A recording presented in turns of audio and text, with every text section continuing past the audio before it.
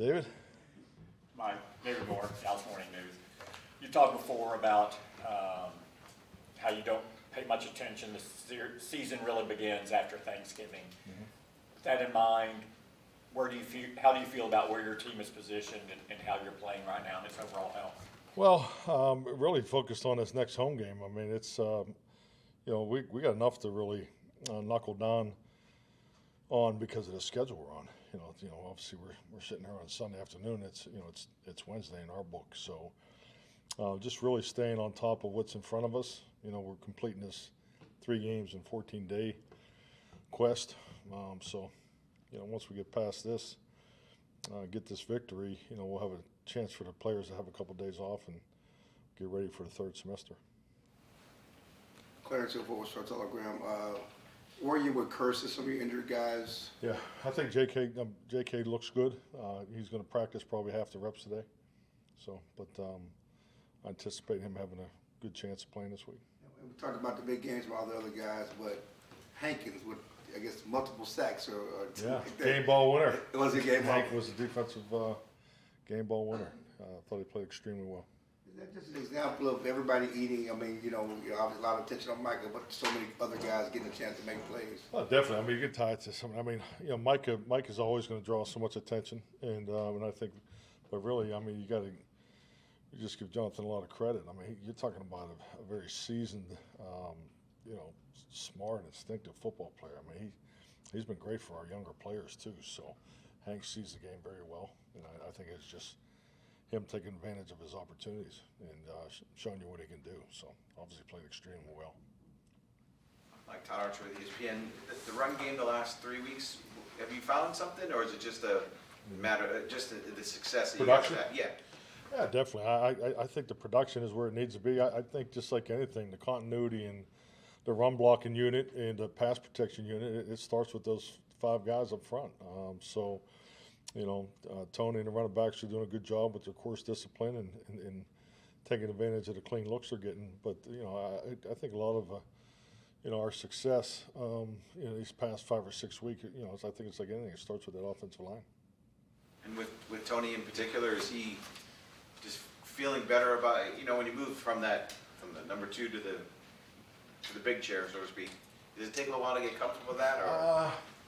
That's a better question for Tony. I don't see it that way because Tony's extremely detailed in his process, has a great understanding of how the course fits the run blocking unit. So I didn't see this as like, oh no, he's got to behave differently or it's more for him to do. I mean, because he's in my view he's been that type of player the last 2 years. I thought 20 was my introduction to him.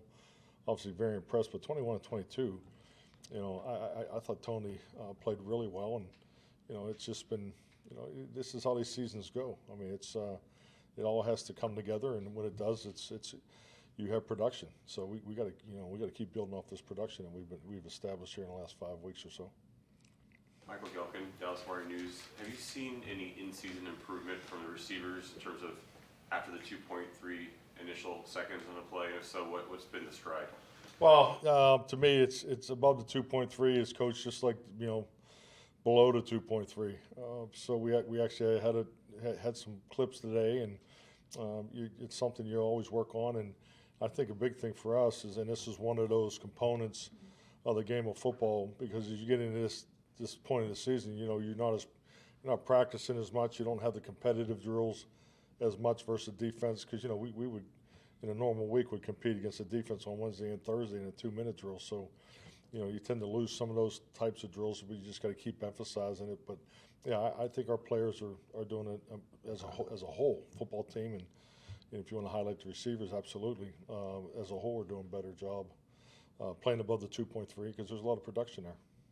And with just the schedule that's been coming off these past 2 games, in position meetings, are guys having the opportunity to look back at all, or is it just in terms of film, or are they just looking? Today's meeting, like quarterbacks, we had 19 clips we went back and watched. So every position had a chance to go back and review the corrections, from our last game, and we will never give up the self-scout component of our operation. I mean, to me, that's the most important video you watch each and every week. is the video of yourself. Sadi's The Athletic. Mike, Trayvon Diggs, 11 interceptions in 2021. Duran having the year that he's having. How important has Al Harris been to the development of the secondary? Definitely. I mean, Al's an incredible coach, and I think anytime you have a chance to be in a room, not only with someone that's an expert, of how to do it, but he's also done it, and that carries a lot of weight in this game, without a doubt. And obviously, personally, I'm just so happy for him to see him get some recognition for the type of job that he's done in our time here, and obviously in our time in Green Bay. Very proud of what he's doing here in his second career. We had the session across the hall that I've spoke on here in the past, and I sat in on Al's across the hall with the receivers. So it was really cool for them to hear some of the similar coaching points, from a different language, a different perspective. Because and obviously, especially from someone that's done it at such a high level like Al has. Did you see it coming, this second phase of his career when you were with him in Green Bay? How does this caught you by surprise? No, I didn't. I think Al. If you knew Al as a player, he was a bulldog now. He was just all football. But yeah, I'm not surprised by it because of the way he played, because it's the way he coaches, and what he believes in. Al was such a strong technician. When he played, we lined up, played bump and run pretty much every snap. So, and he really always was a challenge for the receivers that we're preparing for week in and week out. So, and he coaches the same way.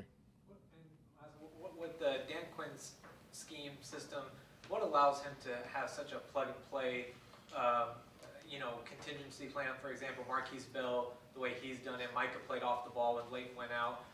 What allows for guys to be so interchangeable in Dan's scheme? Well, I think the biggest thing, is where we are. And this is year 3. If you go back to the spring, you go back to the OTAs, the concept teaching moments. It's, we teach by concept, and it's something similar we do on offense too. So I think that really helps to plug and play when you talk about the different positions. When you got guys that can play nickel and safety, guys that can play nickel and corner, guys can play dime, linebackers. So all those things apply to that. So I think it's, part of the planning and projecting, just to make sure, we have the diversity that we need. So it's just real credit to Dan and his staff. Calvin Watkins, Dallas Morning News. We've talked to you about influences in your coaching career.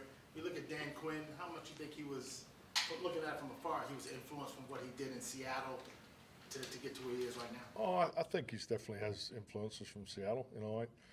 I think when you look at Dan's background, it's something that, I've enjoyed. He's coached with some, unbelievable coaches and has been part of some big time programs. And most importantly, he developed a championship program of his own in Atlanta. So, but yeah, I think just like anything, you see some things that, probably come from his time in Seattle. But I think Dan is definitely the type that, is going to evolve and make it his own, because Dan's very, very, very proactive in development, developing as a coach, as a person, developing younger coaches. So, but yes, that's probably a good question for him.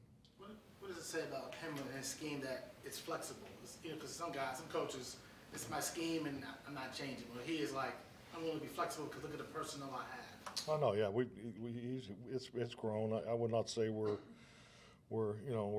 by no means cookie cutter, and that's really been, frankly, the approach since day one. But yeah, no, I think he does a great job of staying on top of the trends, making sure that, being proactive with the adjustments and have the things in place. And, and he's got a staff now that they've been together, the veteran coaches, they've been together now for 3 years. And I think it really shows up with our players.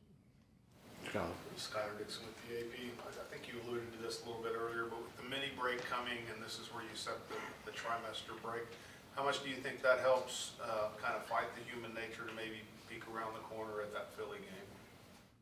I don't think we're peeking around corner at the Philly game. You know, I know they're on TV right now against the Buffalo Bills, but that was a joke. But but you know, it's 0-0. is it? Thanks. No, Seattle's given us plenty to worry about, plenty to focus on. I mean, it's good. This is a really good football team coming in. I think I think their football's coming together. You know, I have a chance to watch some of the earlier games. But no, yeah, we really are because I think we got such, you know, there's a lot of length between Seattle and the next one. So yeah, I don't see that as an issue at all. Good. Garrett Podell, CBS Sports. Mike, you faced off against Pete Carroll in his defenses a lot, and he likes big corners, and he has that this year in Witherspoon and Woolen, particularly Woolen is 6'4". What kind of matchup is that like for an offense when you have corners with that kind of length? Well, I think it's just like anything. I mean, you study the tape. You see not only, you know, we call them POA tapes, you know, the profiles of each guy, you know, what do you think their strengths are, and also being in touch with, you know, our guys, you know, because, you know, we don't have just one body type of receiver either. So you just focus on those things, and those all factor into the routes that you may try and may not try. Jerry, after the game, was talking about Shaq Leonard and having some interest there. Are you guys anywhere down the road on maybe bringing him in for a visit or anything? I don't have anything to report on Shaq, but yes, definitely there's interest. On your coaching staff, there seem like just a lot of really good teachers. It's something that players talk about is just guys are really good teachers on your staff. What goes into assessing that ability before you hire a coach? Well, I think like anything, you got to have the job description and job responsibility laid out before you hire, and I think you got to look at their entry level on what they're, you know, what we're asking them to do when they get here. But you know, when you do break down the job description, you know, every coach job description illustrates, you know, teach, demand, and communicate. So if they're not good teachers and they don't demand and they cannot communicate with today's athlete, then that's you know, that's definitely not going to help them in the interview process. So so I think just having a clear vision of how each coach fits in, I think it's a lot like developing a roster in the locker room. Fit is important. You know, everybody's asked to, you know, do certain things. You know, I think you have to have a certain level of veteran experience, knowledge of today's current NFL, also understanding you know, where the bones are buried of the past and have that experience. And also I think you need an excellent infusion of young coaches too, because you know, I think there's different levels that you want to have coaching, you know, levels of coaching, and because you do want to have growth. I mean, ideally, I'd like to hire from within. That's always my preference. But yeah, that's really the way I've always done it. Go. Carroll is 72. Can you envision yourself coaching? 72? Yeah, coaching that long? I'm enjoying 60. So. He seems to have a lot of energy, like for. Oh yeah, no, yeah. Pete hasn't changed. I mean, you know, shoot, you know, he's had the same energy as long as I've known him. So yeah, no, he does a great job. You talked before just what Say Stephen again? Gilmore, you talked before about what Gilmore brings in that room, and his teammates have as well, and we focus so much on Bland, but what level do you feel that Gilmore is playing, especially at this stage in his career where you don't see a lot of corners at that age competing with what he does? Yeah, I mean, you know, his understanding, instincts. I mean, just go back to training camp. I mean, it's, you know, when you're in the install phase, he's not the guy you really enjoy going against, you know, because, you know, after the walkthroughs are over, you know, the splits and the things that he just sees the game so clear, you know, and he's a great resource for the young guys. But yeah, I mean, Gilly's playing at an excellent level for us right now, and you know, he had the one big PBU in the game. It was a big play, but yeah, I just think he's you know, he plays that game. He's at a different level, you know, when it comes to understanding and anticipating.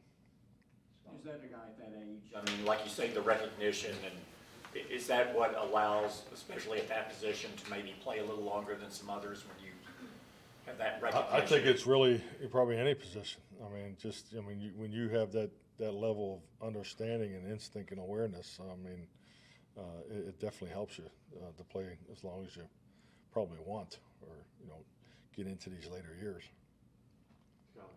Back on that teaching question, how much has today's athlete changed in the 30 years you've been in the league? Yeah, I think that's obvious. I mean, it's a couple different generations of players. I mean, it's obviously, for the ones that have been here in the '90s. I mean, it was different in the '90s. It's just the whole climate was different. So the teaching availability was different. You didn't have the video access that you have. You didn't have the technology. So I mean, yeah, I think it's night and day compared to back in the '90s. You mentioned the Gilmore pass breakup on the next play. Odigizua was in the backfield to make that stop complete. I don't think we asked you about Odigizua from that game, but how would you assess where he is right now and where he was on Thursday? Oh, I thought he played well. I just saw his grades. We didn't spend a whole lot of time. We moved right on to Seattle. So I know he graded out very well. All right.